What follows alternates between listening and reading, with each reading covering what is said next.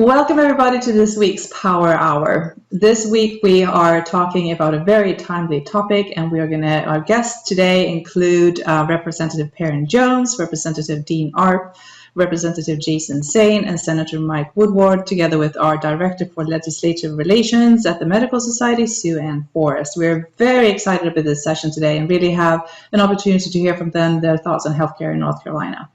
My name is Christina Nattagog, and together with Aubrey Cuthbertson, we're kind of manning the background of this session today. And as always, Franklin Walker is our eminent moderator for the session. I want to remind everybody that we will record the session, and the session will be available next week on the KIPL, KNF Institute for Physician Leadership webpage, which is housed on the North Carolina Medical Society Foundation. We also ask you to be on mute if you're a participant, but also feel free to unmute yourself if you have any questions for our guests today, or you can also use this chat function and we will make sure to get to those questions as well as they come up. Again, welcome to our guests. Thank you for taking the time to be here today, and with that I'm going to hand it over to my colleague Franklin. Franklin? Thanks, Tina. Welcome everybody to the 19th edition of the Power Hour, which is really kind of interesting that we're still doing this in the middle of all this COVID pandemic. It's turned into quite something, and I want to thank my guests again today from the North Carolina General Assembly and my colleague, Ann Forrest. So what I'd like to do first is go around the table, if you will, and I'd like for each of you to kind of give us an introduction and your profession, your day job, if you will, and your area of the state that you represent. So let's start with Representative Arp, please, sir. Great. Well, it's a pleasure to be here with everybody. Can you hear me okay, Frank? Yes, sir. Yes, Frank, sir. you're a little bit low on my end, so I may have trouble hearing the questions. Okay. But make sure you can hear me and everything. Yes, sir, I can. Yep. It's a pleasure to be here. And as you said, I'm Dean Arp. I get the privilege of serving in Union County in the North Carolina House District 69. Union County has grown, and so we have 3 representatives, and I'm one of those 3. My profession and background is a structural engineer by trade. I own an engineering firm in construction, structural engineering. And before serving in the North Carolina House, I was served 12 years on our Union County School Board as chair of our local school board. And that's probably my first foray into politics. I never had anticipated going on and being a part of that. But after serving 12 years on the school board, I knew that the state was an important decision maker in how things ran. And so I did that 8 years ago. So 20 years in public service, and just really enjoy the privilege. But been here in Union County. I'm originally from Mecklenburg County. But we moved to Union County probably 30 years ago, and so really enjoyed serving here in this area, and so I enjoyed being with you today. Thank you, sir, for all that background. Representative Saine, please, sir. Make sure I'm unmuted. It looks like I am. Good afternoon, everyone. I'm State Representative Jason Saine. I represent Lincoln County, just northwest of Charlotte, Mecklenburg. I've been in the House since 2011. I was appointed and have served as our IT Appropriations Chair, and then later our Finance Chairman for 4 years, and then now serving as an Appropriations Chair, Senior Appropriations Chair, along with Dean. And it's a pleasure to serve. My wife and I, we live here in Lincoln County. She's the Director of our Senior Services. She comes from a somewhat medical background. She's got her master's in health administration and was at Fry Hospital for a number of years in Hickory. But she's now looking after our seniors, which has been, of course, as you all know, quite the challenge during all this as well. But we have one son, Jackson. He is in 7th grade, and he just started back on the 2-day-a-week plan yesterday, and he was glad to get back to school. So It's been an exciting week for us, among other things, an election and everything else going on. So, but it's great to be with you all, and look forward to discussing and talking with you today. Well, I'm so glad Jackson made a jailbreak. I'm sure he's happy about that too. He's thrilled to death. Yeah, I bet his parents are. Yes. Senator Woodard, I'm sorry. Please, Good. sir. Great. Thanks, Franklin. It's good to be with you all and to see my colleagues and friends, Dean Arp and Jason Saine. I'm upstairs from their offices downstairs, but when we're out of session and with COVID, I haven't been able to see them. So it's good to see you guys. So anyway, so I'm Mike Woodard. I serve in the North Carolina State Senate. Our districts are about twice or 2.5 times the size of a House district. So while they're in Union and Lincoln, I represent Durham, Person, and Granville counties. So for those of you who are familiar geographically, my district starts in Duke Hospital. That's the southernmost point. It goes all the way up through northern Durham County, includes Person and Granville, all the way to the Virginia line. So I get that perfect North Carolina mix of urban, suburban, and rural in my district, which makes my work very interesting, and particularly in the healthcare realm as well.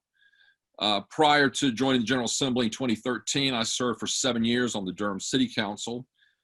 Professionally, I've spent my whole career in higher education and healthcare. I've worked most of my career at Duke, but I did spend time in the community college system as an administrator and teacher there. For the last 22 years, I worked as financial person, assistant treasurer for Duke and the Duke Health System, which is where I began to learn a lot about health systems and healthcare and the economics and financing of that. And then for the last 2 years, I've worked as a senior policy advisor for the Duke president and our senior administration. Super. Thank you, sir. And then finally, Sue Ann, can you give us a little bit on your background, please, ma'am? Yes, sir. I'm Ann Forrest. I'm the Director of Legislative Relations, and I have the great honor of working with each of these legislators while we're in session. They've heard a lot from us due to the COVID environment. So I'm the point person for our government affairs. I know each of them has worked closely with Chip, and he will continue working a little bit with the legislature in his new role. But I just want to say that we have a very powerful group of legislators for our Power Hour today. So I'm really excited to hear more from each of them. Super. And we're going to hear more from you too. Okay, guys, let's get into it. So we know that North Carolina ranks on at least one scale, 35 out of 50 states in health outcomes, and that's according to the United Health Foundation. A lot of the challenges are the high prevalence of food insecurity and the high cost of care. Clearly, we got a lot of ground to make up in this area. Our recently installed president, Dr. Phil Brown, wants to make this a priority in moving us up in better health outcomes. And he has laid out the NCIM's Healthy NC 2030 as a guide for the next decade. This would seem to be a really nice glide path to use. It's got a lot of great indicators in there. I don't know if you all have read that report. But what are your thoughts about our current ranking, and what should we do? What should you all do at the General Assembly to help us get back to a top ranking? So I'll start with Representative Saine, please, sir. Always great to be the first one, right? Well, you know, there's a number of things we can do, and I think we are working toward a better, healthier North Carolina, but there's always room for improvement. Even if we were sitting at number one, we'd want to improve. So I think one of the things that we're looking at, and if there's some upsides to COVID and having to deal with the pandemic, it has at least exposed some of our weaknesses, and but there's a lot to be learned from that. And so, you know, aside from the you know, when we have lost people because of it, I mean, it's certainly sad. And anytime you lose anyone, it's going to be a tragedy. But nevertheless, it does give you some data points and some places where you see where we're kind of exposed. And one of those places is, you know, where we have broadband and where we don't have broadband, and how we can reach people without, particularly in a pandemic, without having them come into offices or you know, congregate in big groups. or sit in waiting rooms. And I'm, of course, referencing telemedicine as we explore more with that, as we work with you all and everyone involved in healthcare to find better ways to deliver healthcare, to make sure that folks are staying healthy in their regular regimen of whatever it is that they're facing, and find ways to improve that so they see doctors more, so they have those conversations. So I think there are things that we will do, and we're getting there. Probably never fast enough. I'm an impatient person too, but certainly open to ideas that you all have. But then again, just having education is key to that as well. Having a well-educated populace. I mean, things that we're always working on, matter, because as folks understand what the implications of their personal health care is, from an education standpoint, we can see better outcomes. But again, the interactions, the opportunities to meet with patients, to meet with citizens, and to get a better feel of where we're at in terms of public health, and monitoring that and knowing what the future holds as best we can. No one could have necessarily predicted this pandemic, but it's happened, and here we are. We may have another at some point in time, and we will have another at some point in time. Things we all know, we can't know the timing. But I think if we're ready from a number of areas, more rural healthcare, making sure that we're looking at that, not just as a talking point, but what we can do to further, healthcare and making it available to folks in our rural areas, but then also in certain communities, and knowing what the demographics look like and where we can make improvements, whether it be rural or urban or suburban. Managing that information. I know Senator Woodard and I were data people. We've served on IT committees together, and he's got a healthcare background too. And but we that data is incredibly important, incredibly important. And then Representative Arp, he's an engineer, so he loves to attack problems that have math problems, and we are looking at some math problems. And so I think there's, again, having these conversations and having legislators, we'll get a new crop of legislators this time, and that's just it's what we do. Every 2 years, you're going to see folks that you've known in the legislature for a long time leave, and you're going to have new faces. So it's an ongoing process too, to kind of get them up to speed. Nobody necessarily runs on this, or that's not the thing that gets people to the polls. But then as you quickly learn as a legislator, there are things you've got to get up to speed on. So I think, conversations like these and others, and where we all can be leaders in this, I think it's helpful, but lots to do. And I do want to see this, always want to see us improve. I'm never happy till we're number one. Great. Senator Woodard, same question, please, sir.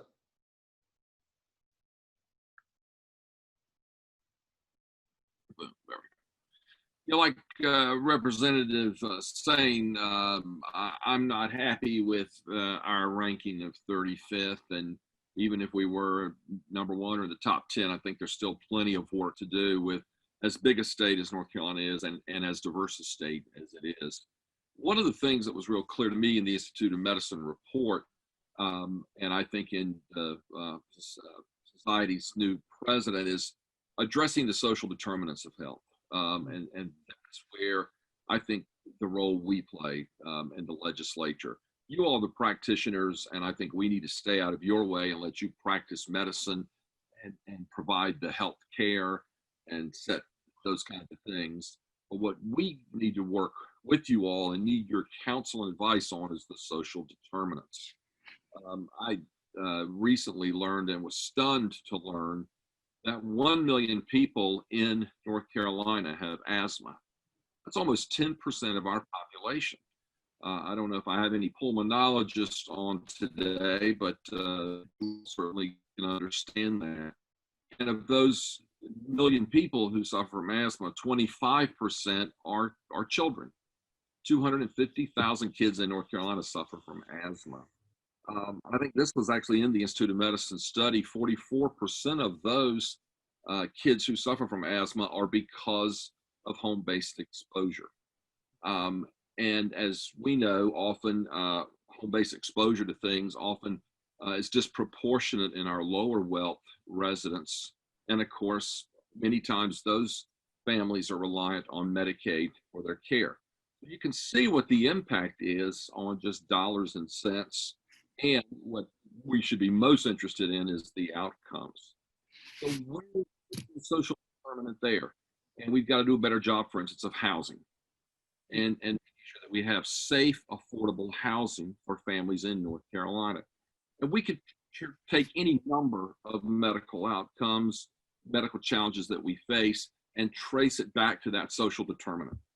So in my mind, that's one of the things that the IOM study makes clear. One of the things I think as legislators and policymakers and the guys who write the budget like Dean and Jason, we need to be sure that we're addressing is getting to those underlying social determinants and start fixing them as much as we can. Super, thank you. And finally, Representative Art. Thank you. I always enjoy the ability to talk about the outcomes for the desired outcomes. I will tell you that the IOM report lists so many wide varieties of areas that impact public health. And it seems like you have a balloon, and when you push here, it bulges out here, and you have a very difficult, it's a very complex system. And so when you make things that you think are great changes, sometimes they're not so great changes, or you have a desired outcome, and it's a very complex system. And so, and then couple that with the fact that we're talking about social trends and personal choices of people, and it's a very complex problem. What I will tell you is that we've been working on several of these areas and have been working on them for a long time. For instance, unemployment issues. We've been talking about changes in our education system that deal with the short-term suspensions, incarceration rates, the whole education experiences and so forth. The third grade reading proficiency. There's a huge policy discussion has been going on for a long time about the proper reading in our courses, about how do we go forward with that. And so I believe we have great unanimity on the areas that we need to focus on. Is how is the policy choices affecting that? Some of these I think we have very good improvement on. As Jason mentioned, the broadband and the distributed nature of our health care services. Our population seems to be aggregating in urban centers, and that's leaving the rural areas behind. And quite frankly, is how do you determine a system where you encourage and provide real-time medical care in those urban areas and so forth?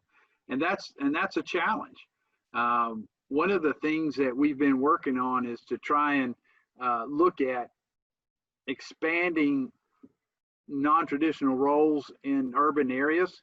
Telemedicine. We're not going to mandate that doctors, have a sabbatical over the first 4 years in urban areas. I mean, it doesn't work. You can't force people into areas where they don't want to serve, and yet that leaves many of our rural areas behind. And so what we've tried to do is start schools, medical schools, initiatives, telemedicine, all of that to bridge the gap that's out there.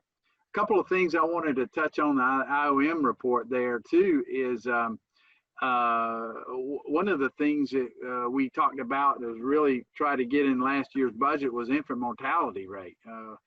There are some great studies that was done, and we had several $100,000 in the budget for Robeson County and Columbus County. They were some of our highest mortality rates, infant mortality rates, and we put that money in the budget to do a study there. That didn't come to fruition, but hopefully we can do that. The drug overdose, there's a lot, that is one of the most critical areas that I see that has been impacting society, law enforcement. We've passed several measures. In fact, there was a string of 3 measures: the HOPE Act, STOP Act, and then death by distribution. So it covers a broad range of dealing with dealers to care to all of that stuff. And so we understand the roadmap and we are working. It's just that it's such a complex system. It's hard as an engineer to push a button and see the result. And that's why I like things better than people, because things are easy. Yeah. Gravity always falls down. You know, people move. So I'm kidding. I'm kidding, Franklin. No, I know. That's yeah, I'm sure that's frustrating for you. I have some engineers in my family and they always want it to, you know, the math to work out and be a zero-sum game. There's some interesting threads that you all talked about, and I want to pull on those just a little bit.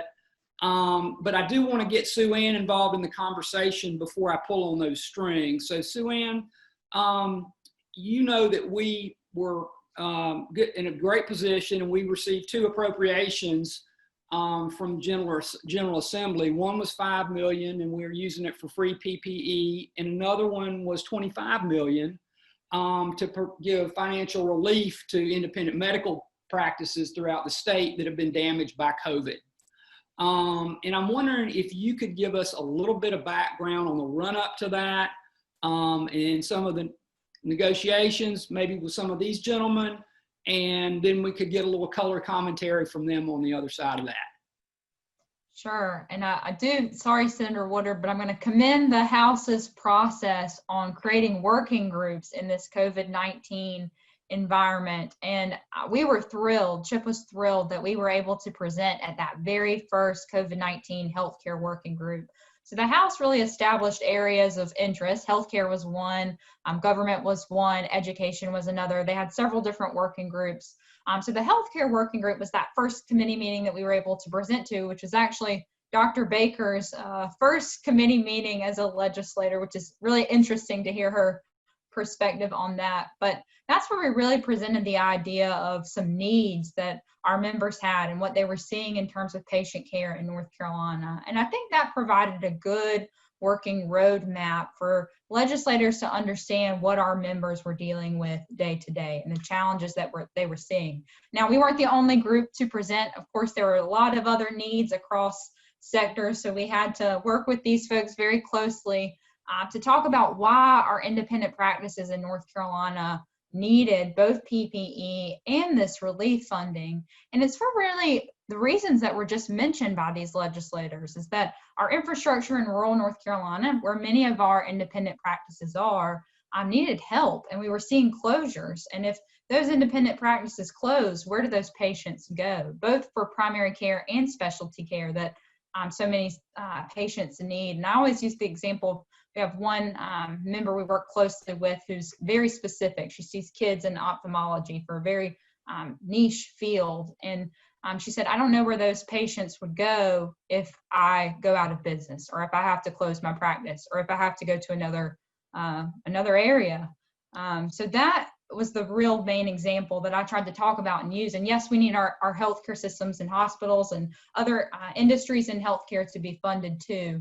But I hope we effectively communicated the message that we didn't want our independent practices left behind, because they're so incredibly important to the economic engines in both rural and urban areas. So I'm thrilled that the legislature heard that message. They heard that loud and clear, and we were able to get that PPE distributed and continue to disseminate those funds, which Franklin is the expert on, and how we're getting that funding out to those practices. But I'm thrilled the legislature heard us that this was a big need.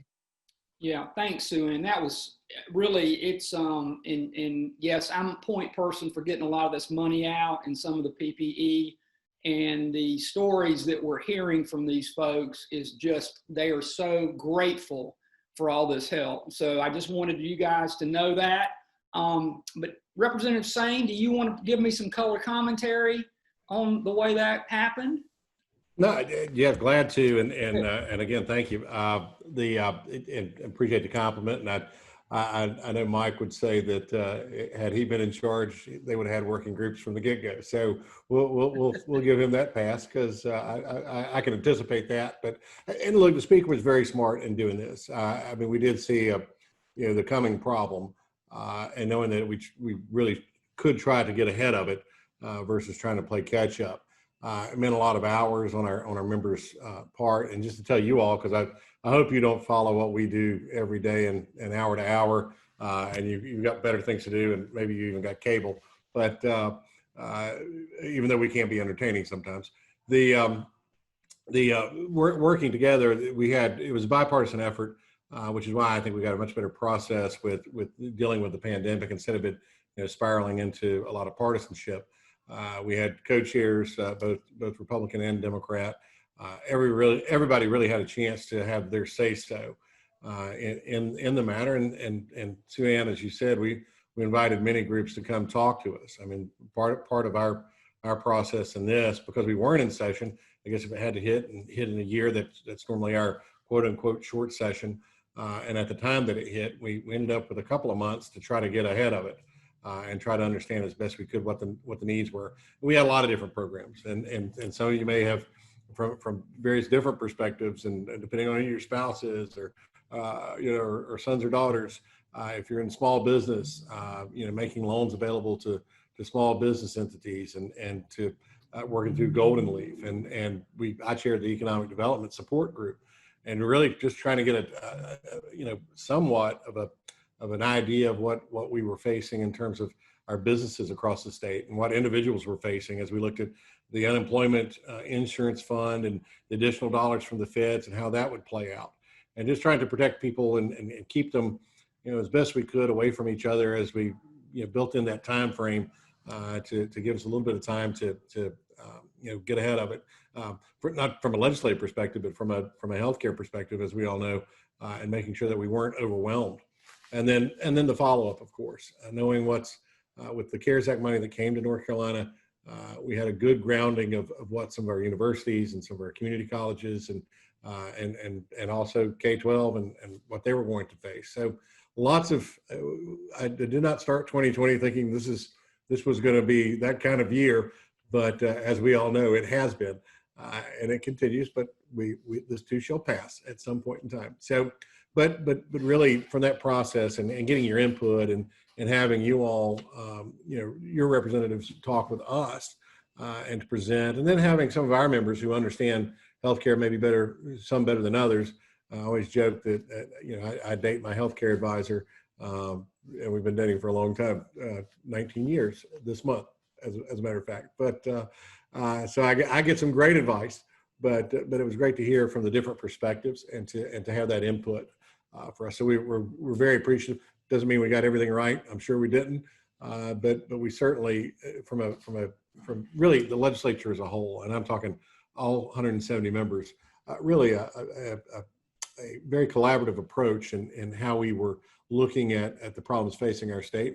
And again, I'm sure that when we go back after the election's all over and all the tears have shed, whichever way they go, we'll have to come back and really address the new challenges that are sitting there waiting for us. So again, having that dialogue to us is probably one of the most important things I think that helped us get an early start on this. Super. Well, I know a lot of times people let the perfect get in the way of the good, and I'm glad you guys didn't let that happen this time, because there's a lot of hurting medical professionals out there. Representative Art, do you want to come in and give some color commentary on that as well? I will. I think there's two issues there. And first of all, I would say, I'll make an analogy like in my business in marketing. It's easier to take care of my existing clients than to generate new ones. And so I spend most of my marketing dollars taking care of the clients that I have, and then of course always trying to grow that.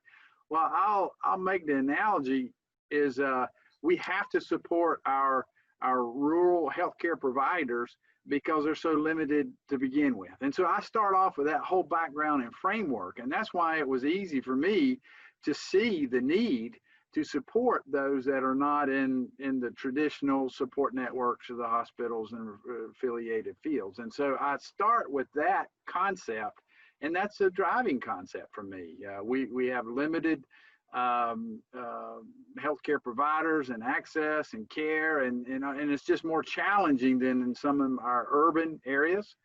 And so whenever we can maintain and help, that guides you know, a lot of how I think about it is there. It's easier to support what's there and to grow that off of that presence than it is to generate whole cloth out of nothing, that support. Then I'd like to speak to the two things. One is the process and one is the policy. As Jason talked about, we're very proud that the speaker put forward the process right. And like Jason said, I don't think we would have had a difference with Senator Woodard at all. He's a good friend, and he would have jumped into the process on the Senate had that been the case there. But so we believe that is a good process. I will tell you that the time and the topic gave us the ability to do that process. In other words, I wouldn't say we can do that on everything going forward for every issue, but this was a very focused problem that we were working at. This was a great process that was developed to do that. We want to use this going forward in other areas where we can on this thing, because that's incredible. And so, but super. Thank you for that. And Senator Woodard, I feel like I've got to let you back clean up because they were very kind to mention you in this. So you have the last word on this one, please, sir. They were kind, and they were being kind to our lack of process in the Senate. We actually just, and I think Dean and Jason know this, some of us were envious of that process that Sue Ann referenced, but it didn't happen. But at least my caucus, we did have work groups. So while we didn't have public meetings, we did have a healthcare work group that I served on as the senior Democrat on healthcare committee. And so we worked through and got a lot of information and all, but we certainly were riding the House's coattails on some of the policy in the early weeks of our policy there. But I think what I would say about this, back to the original question, Jason made the point earlier that what the pandemic has done is it has shined a lot of light in places where we have shortcomings, not just in healthcare, but a lot of things around healthcare. We've seen a lot of the shortcomings there.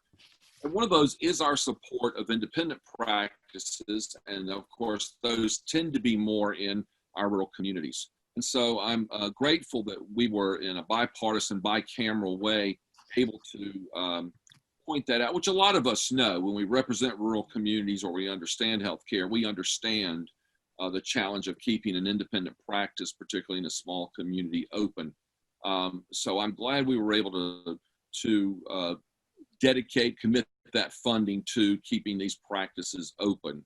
You know, there are, I think, help me if I'm wrong, Sue Ann or Franklin, but I think we're down to 5 independent hospitals in the state now. And I have one of those in my district up in Oxford, Granville Health System. And, you know, I hope that we don't lose our independent hospitals and our independent practices. So I'm glad we were able to do that because they still provide, I think, essential care and fill in some of the gaps when our big health systems. And look, I work around in a big health system. I live a mile from the Duke Hospital, so I understand the big health systems. But keeping our small independent practices and small independent hospitals is very important, particularly in these rural communities. Okay.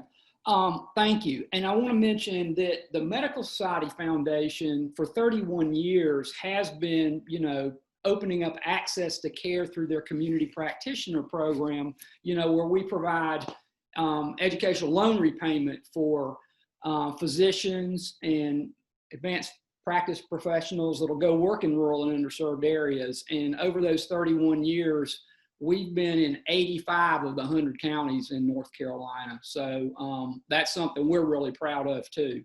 So I want to come back to something that we started talking about, maternal and fetal health, I think.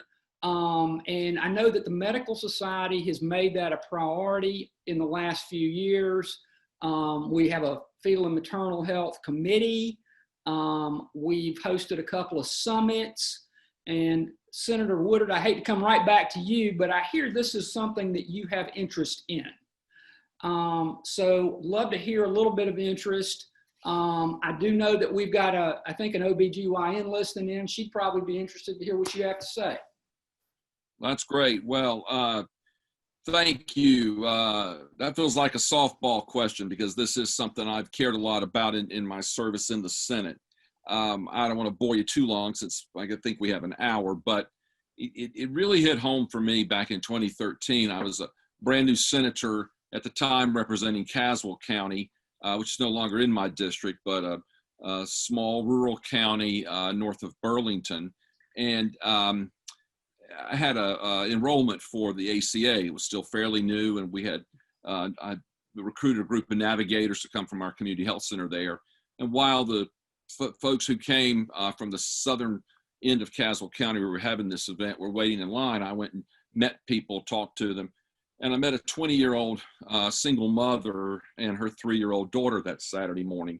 And so we sat and talked, and listening to the challenge she had of living in southern Caswell County, a half hour south of Danville, Virginia, with no physicians around, the challenges she had as a young single mother, 17, 18 years old, trying to get the prenatal care she needed for her daughter was just a compelling story to me. And it made me realize that we needed to do a better job of providing prenatal care, not just in the rural parts of our state, but everywhere. So I think that was sort of when I committed myself to trying to work on this, and I feel very passionate about that. So I spent a lot of work on this with our OBs, with midwives, with our hospitals on how we improve our prenatal care, and then postnatal as well. What is it like after that baby's born? We send the baby and mother home. Is the mother still getting the care, and is that baby getting the care? Because we know so much of healthcare, and then it leads on to education, and so many other things are so important in those first few months and years of that child's life. So I'm grateful for the Medical Society's commitment to this care and to working on it.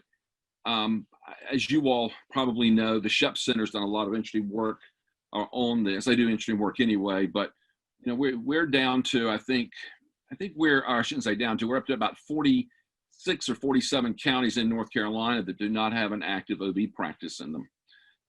And that's just really sad to me to think about that.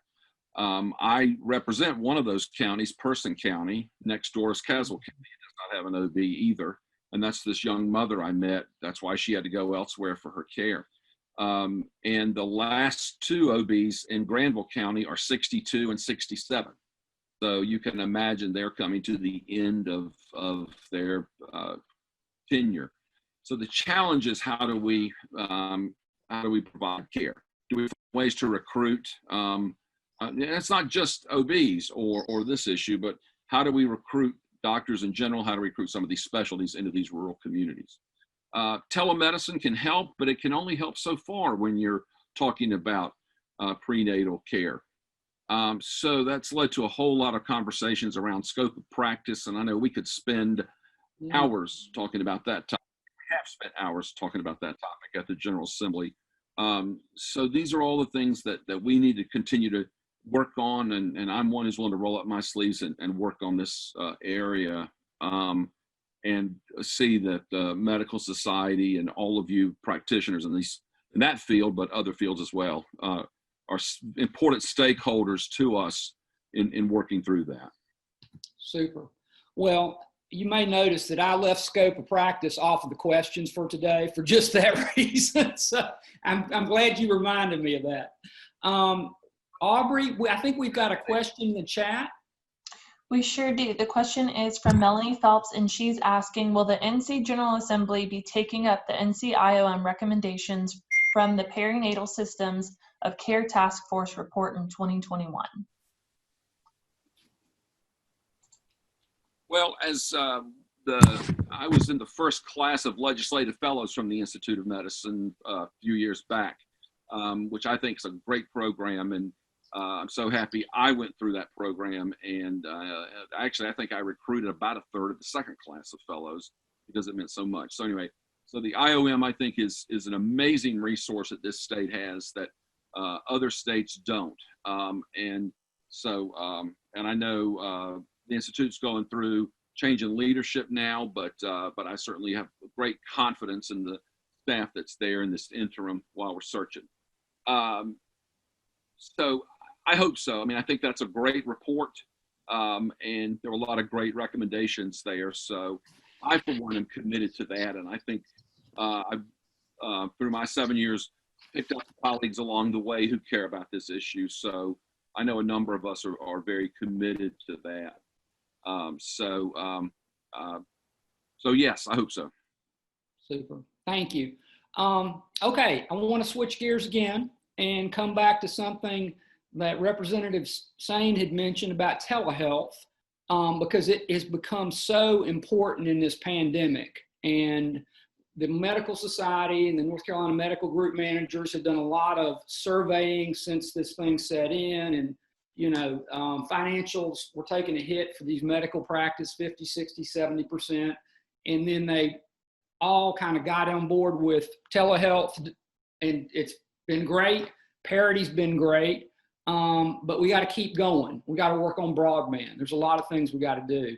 North Carolina Medical Society is going to be working on a telehealth directory where we will be putting all the doctors of the state of North Carolina and their telehealth information in there, and then publishing that out in a way that we hopefully will get their patients to understand that they can access these guys and gals, and build back their book of business.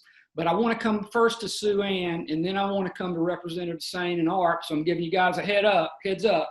Sue Ann, can you talk a little bit about what we might be doing in our advocacy work, what you're working on, what you're seeing in the telehealth, telemedicine realm?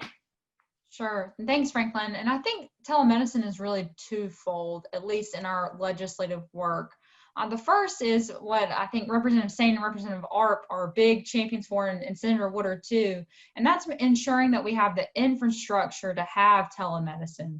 So they've been big champions of the GREAT program, which I know that they're going to talk a little bit about, but that's something that the Medical Society and the Medical Society Foundation have prioritized, is getting broadband in our rural areas so that we can use these telemedicine services, because it's great if our practices and patients want to use it and have access, and they have it, but if they can't access it, we're really losing out on that opportunity of investment that practices have made into this technology, particularly for our rural areas.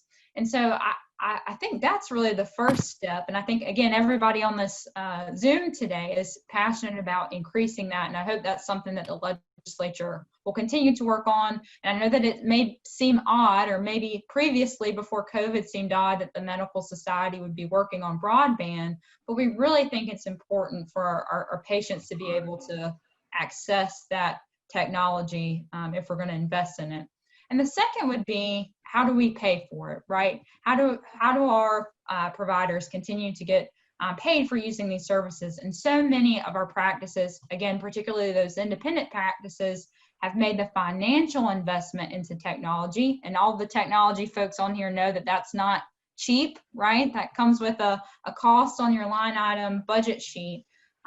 So how we continue to pay for that long term, so again, that our practices are getting that investment back in terms of continuing to see patients, that's still being still being seen on their budget sheets when they turn this in every month. So how so that's kind of twofold of how I see it and how I think the medical societies worked on it. I will say that the House was great and worked with us on getting some language in that first COVID-19 bill to do some parity. I know that the Senate, not necessarily Senator Woodard, has been against that parity language, but that's really where I see the medical society working on, is in those two areas. And I think we'll continue to do that in 2021. Thanks, Sue Ann. Representative Art, can I get you to chime in now? Yeah, I am so proud of the great grant. It's very targeted on a very difficult question. What is the proper role of government in expanding a deregulated industry there? And I've often said that I view broadband as critical of a utility as water, sewer, gas, electricity, and things of that nature. It's an extension of what, and the great grant has been wildly successful with the proper public and private partnership and the role of government to extend properly the infrastructure. And so just this time we put in an additional $30 million that they've already put the application out, and well over $50 million of requests coupled with the private match. You may have another $100 million worth of investment into rural infrastructure. And so we're knocking this stuff out on the order of 10 to 20% per 3 years of unserved areas. And so it's phenomenal, the response. Now, I will say that's only half the battle. As you mentioned, that people will invest in technologies to extend, telehealth medicines, and how do we leverage, especially in this distributed society that we're talking about. And I will tell you on two anecdotal stories here. Number one, I'm an engineer. We live and die by being on the latest cutting edge technology. But the worst thing to do is to buy a $5,000 computer system and let it sit there and not be effective. And so what we have to do is bring telemedicine policy along at the same time. Let me make the analogy. Due to this COVID-19, we've had people stay at home and do education from home. That's a challenge. That's a challenge from many, many students. And we're in a transition period. Now, I'm not saying that we couldn't go eventually full-time, 100% online education. That's somewhere some people want to go. But where we are in the acceptance from the students to do that, the ability to learn effectively online, is the same challenge that I see with telehealth and medicine.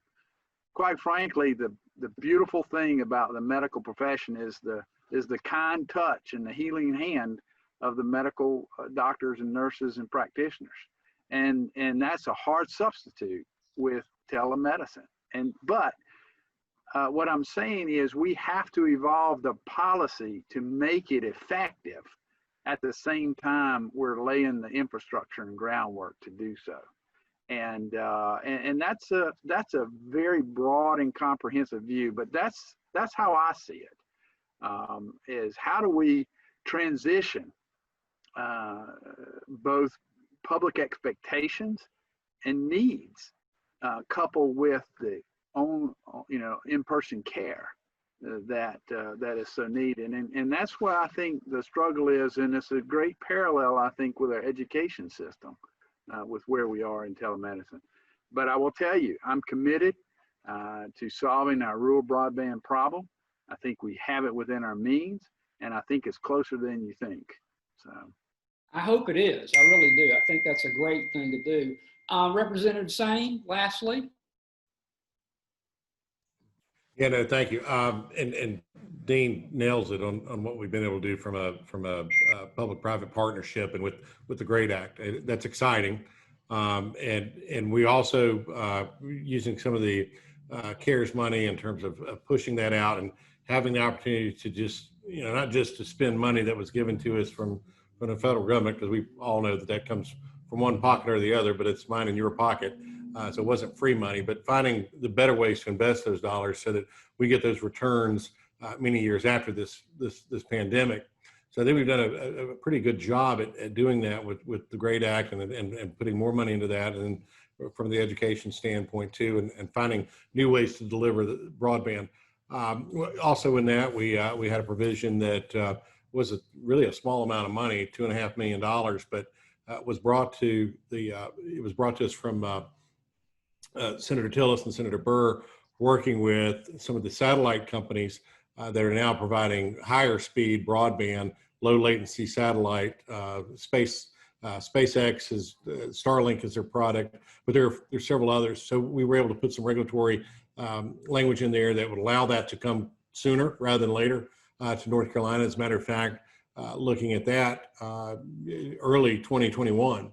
So that should help put us at the forefront versus trying to wait around and wait for other states to adopt. I think we're going to be ahead of that, and simply not getting too highly technical, but if you can see the sky, you can get a higher broadband signal. So that's welcome news, particularly for our rural areas. So as you look at reaching those patients, and at a price level too that they can afford, kind of comes in at the same pricing as your traditional services. So really attacking this thing from a multiple fronts, not just your hard line, not just we did 5G a couple of years ago, where we allowed that really is more focused toward your urban areas, because you've got to have density for that. But then also, like I said, with the satellite internet, so that gives us multiple opportunities. Also gives us multiple opportunities too when we think about our recruitment and retention of doctors and medical professionals in areas. A lot of times they want to have the access, they want to have the things that they had wherever they came from, whatever they've been used to, and we can kind of level that playing field as well from a business standpoint. Then you attract other types of businesses, things we all like to do, things we all like to see. If you can run your financial services firm out of Cashiers, North Carolina, in the mountains, just like you could in downtown Charlotte, other things will come with that. So, I mean, that's really a multi-front approach to that. But then, a lot of what Dean said, I agree with everything Dean said, but a lot of what he said is things that I do try to focus on as well. And just knowing that we've got to reach those points of connectivity. And then the backside of that too, when you talk about how do people get paid? What are those, what's the price going to be? We want to save money where we can, certainly. If it gives you access to more patients, that might be a better thing. But we don't want to interrupt the level of care that they get either. We want to respect that personal relationship that patients have with their doctor, that with whoever the healthcare provider is, on whatever level. So technology can be a wonderful thing, and it can help bridge that divide. But at the same time, we have to kind of keep our eye on the ball and make sure that we're getting the results we want as well, which is improving those healthcare outcomes and moving the ball not just a little bit, but moving it a lot, so that we are approaching number one versus staying stuck in the middle. But again, it's exciting because I mentioned my son in the opening remarks. He's 12 and he's in 7th grade, and he's got his own YouTube channel, and he's a gamer, and it's been wonderful. As a matter of fact, yesterday was kind of like an empty nest syndrome, because I was used to hearing him upstairs working on his computer and every now and then screaming at the screen and doing other things. But so when he went out and was gone yesterday, it was a little different. But that's he's really an exception. We have to do a lot more, and we're doing a lot more. But from the education standpoint, that means parents also have access, and as we see that deployed and more folks have it, I think the better off we'll be. But again, not without its challenges. But I think one of the key things that we need to make sure that legislators understand, and I know you're good about helping inform us on that, is that level of care and that attention to detail, that individual relationship. Should not be lost in that. It should be improved during this. So that's going to be one of our goals, and we'll keep it as one of our goals, because I don't want to improve over here and then something Dean's analogy earlier with the balloon pops out on the other side. We want to kind of work on this, and it will always be an ongoing discussion and understanding, and we'll adapt. It'll change too, and as you know, nothing stays the same, and it will move very quickly. But we have been very proud of what we've been able to accomplish so far. And like I say, it's your dollars too. So you're paying for this. If we could use those Federal CARES Act money, those dollars in a better way and reinvest, so that we're positioning our state to be a leader versus kind of trying to play catch up. Right. Well, I can tell you, as the person who's seeing all this money, 25 million, go out to different practices, they are spending a lot of it on telehealth resources. So I'm glad to see that in terms of the infrastructure. We're getting close to being out of time. So what I want to do is ask one more question and ask you each to keep it to about 60 seconds. So I know that might be difficult, but that's what we're going to do. So Sue Ann, this is actually from someone in the audience who says that NC ranks 42nd in the country on the amount it spends on public health at $59 per person. In light of COVID, do you think this will be an area of more investment going forward? I get to make the pitch to the legislature. You get a here you go. Okay, all right, no pressure. I do 60-second pitches all the time. Yes. Public health has always been a priority for the medical society. It will continue to be. I've loved the opportunity to see all of our members, not just some specialties over others, but all of our members really have a keen interest in public health. And I don't think that's unique to just medical society members. I think that's society as a whole. And that, as somebody who's studying health policy, makes me really excited, right? That everyone seems to have this new, renewed interest in public health. And that if we can prevent some of these problems from happening down the road, not only does it keep people healthier, but it's financially cheaper, right? If we don't have to solve the problem at the end when it's the most complex in the emergency room, right? If we can keep people out of the emergency room by some public health preventative measures, that's helping society, helping us save money. Those are all the positives, right? That keeps that balloon full, Representative Art. So that's what makes me really excited. And I think we have a lot of legislators and even new legislators who may come in with a more interest in health committee than previous sessions may have had, right? Health committees, unless you have experience in it, it's kind of the thing everybody's like, no, don't pick me, right? So I'm hopeful that if there's some glimmer of hope in this pandemic, that and more renewed interest in public health is there amongst our elected officials. Super. Senator Woodard, I know you've got a committee meeting at 2, so I want to let you answer that real quick in case you got to scoot. Oh, no, I don't think I did. I don't. Oh, okay. Gosh, on a Friday afternoon, I hope I don't have a committee meeting. So I don't think so, but anyway. Okay. But I will try to keep it to 60 seconds. So. Okay, super. Thank you. Again, yes, I hope we do. I think the important thing, and this is where the medical society and all of you practitioners can help us, is understanding what public health is. And I think as we talked about, the pandemic has opened up a lot of things that maybe we didn't see before in understanding what is public health. I mean, we know there's a School of Public Health in Chapel Hill and some other schools of public health, but what is public health? What does that mean? And so helping us understand what that is, and the importance of public health. And as Sue Ann said, what our guys like Dean and Jason understand, ROI. What is the ROI, return on investment, of our investment in public health? So we need your help in making the case for those investments. Super, thanks. Representative Art. Hey, go, right? Go. All right, here's what I would tell you. The $59 is an anecdotal type of number. I think we can get mixed up if we focus on a dollar figure. What I would think we would have more success on is coming together and agreeing on the public policies that improve public health.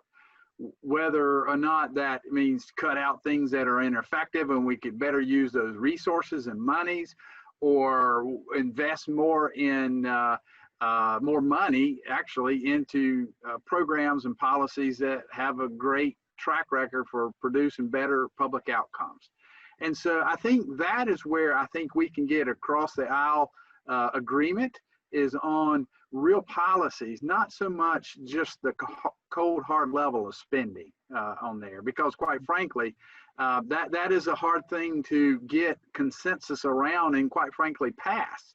But if we can display the positive benefits, the ROI that Senator Woodard is talking about, you know, where we can get better health outcomes for our dollars, that's what I think is very effective, and I think we have across the aisle agreement on trying to do that, not just reduce it down to a cold dollar spend on there.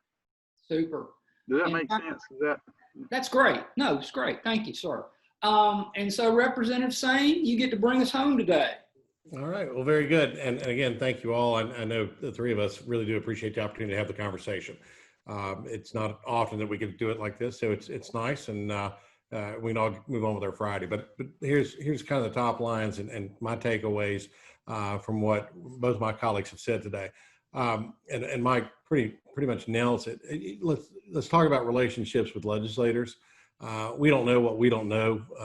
You know, we come from various walks of life. You've got, you know, folks from agriculture. You've got folks from, you know, I'm a tech guy. You got the engineer.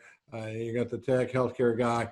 But you know, and you've got the preachers and the lawyers. And point is, we've got all kind of different things that we focus on, and so getting our attention for at least a short amount of time and at some point in time, and educating us is incredibly important, because we're going to make the decisions. I'm talking about all 170 of the folks at the legislature, but knowing too that we've got that personal relationship with somebody close by, that somebody in Lincoln County that can reach out to me and give me a call and tell me what's going on and give me their local perspective.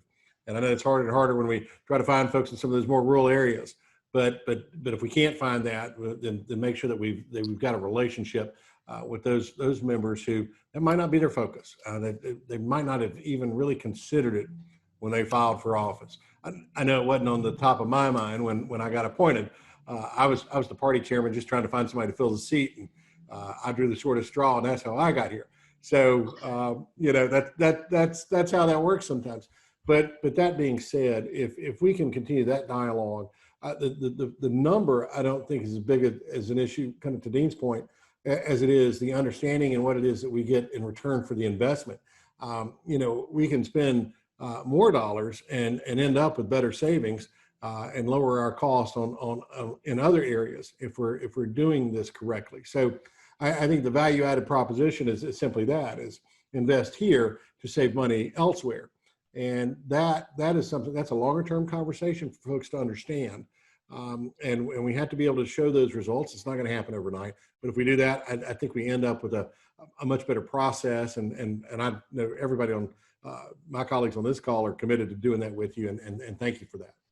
Super.